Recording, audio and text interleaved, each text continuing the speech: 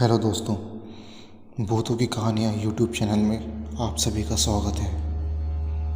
तो चलो बढ़ते हैं कहानियों की ओर। उस दिन अमित के कॉलेज की छुट्टी थी क्योंकि रविवार जो था। अमित अपने घर का काम कर रहा था। सब कुछ नॉर्मल चल रहा था। कब दिन से रात के 8 बज गए पता ही नहीं चला।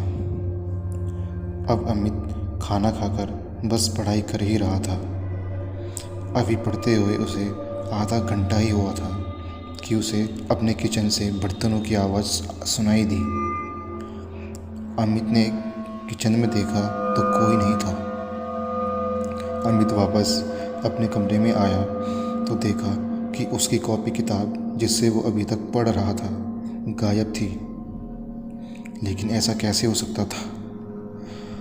अमित को मैं उस घर में अकेला रहता था, फिर किताबें कहाँ जा सकती थी? अमित अभी ये सोच ही रहा था कि उसे तभी पंखे के चलने की आवाज़ आई। अब अमित डरने लगा था और वो जैसे ही कमरे से बाहर जाने लगा, खिड़कियाँ भी बंद हो गई और उन सब पर पर्दे भी खुद ही लग गए।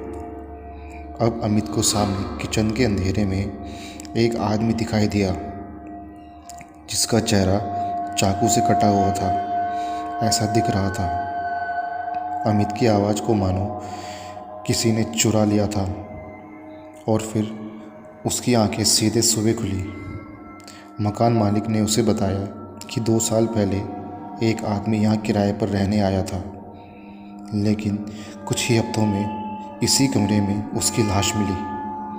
पता चला कि किसी ने उसका मर्डर करवाया था।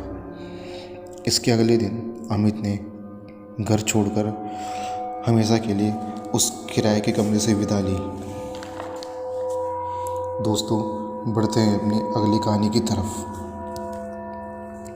संजीव नाम का इंजीनियर नए नए शहर में आया था। कुछ महीनों में उसने अपने लिए नौकरी और गाड़ी का बंदोबस्त कर लिया था। अब उसे एक मकान की तलाश थी। कुछ दिनों में उसे एक सस्ता मकान भी मिल गया था। वो मकान थोड़ा सस्ता था, लेकिन संजीव ने ज़्यादा ना सोचते हुए उस मकान में रहने का फैसला किया। वो सुबह नौकरी पर जाता और शाम को ही लौटता। एक दिन वो शाम को ऑफिस से लौटा तो वो थोड़ी देर छत पर टहलने लगा। छत पर टहलते टहलते जब रात हो गई तो वो नीचे आया। वो अपने बिस्तर पर लेटा ही था कि ट्यूबलाइट ऑन ऑफ होने लगी और उसे एक औरत के चलने की आवाज़ सुनाई दी। अब उसके कमरे में अंधेरा छा गया था। वो औरत उसके सामने खड़ी हो गई। फिर से लाइट का बंद बुझ चालू होना शुरू हो गया और फिर वो औरत लाइट के साथ गायब और प्रकट होने लगी।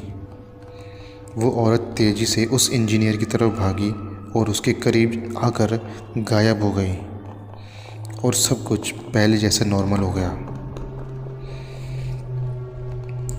दोस्तों, ले चलता हूँ आपको तीसरी कहानी की तरफ। आइए सुनते हैं। ट्रेन के सफ़र से थका हारा अनिल अब अपने क्वार्टर पर पहुंचने ही वाला था कि तभी उसे एक औरत क्वार्टर के टेरेस पर खड़ी दिखाई दी। जबकि इन दिनों क्वार्टर पर वो अकेला रहता था, तो फिर वो कौन थी जो रात को छत से अनिल की तरफ मुंह करे खड़ी थी? तभी अनिल को वहाँ के लोगों से सुनी एक बात याद आई और वो ये थी कि एक औरत ने उसी क्वार्टर के टेरेस से कूदकर आत्महत्या की थी। ये सोचकर अनिल अंदर नहीं गया बल्कि क्वार्टर से दूर हट गया। अभी तक जो औरत उसे टेरेस पर दिख रही थी, अब वो अनिल के सामने खड़ी थी। अब अनिल को ये पक्का यकीन हो गया कि ये कोई भूतनी है। वो औरत अनिल की तरफ बढ़ने लगी। अनिल तेज़ दौड़ने लगा। वो दौड़ते दौड़ते थक चुका था, लेकिन अभी भी वो औरत उसके पीछे थी। अनिल पूरी रात उससे बचने की कोशिश करता रहा। सुबह होने पर अनिल बेहोश होकर नीचे गिर गया। सुबह कुछ लोगों ने अनिल को इस हालात में देखा तो उसे किसी ठीक ठाक जगह पर होश में लेकर आए।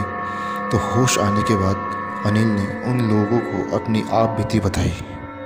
तो लोगों ने उससे कहा कि अब इस क्वार्टर को छोड़ दो। ये सुनकर अनिल दोबारा उस क्वार्टर में नहीं गया, वो क्वार्टर को छोड़कर जा चुका था। बढ़ते हैं अपनी अगली कहानी की ओर। एक आदमी अपने खरीदे हुए रूम में आराम कर रहा था। रात के 2 बज चुके थे और अचानक प्यास के मारे उसकी नींद खुल चुकी थी।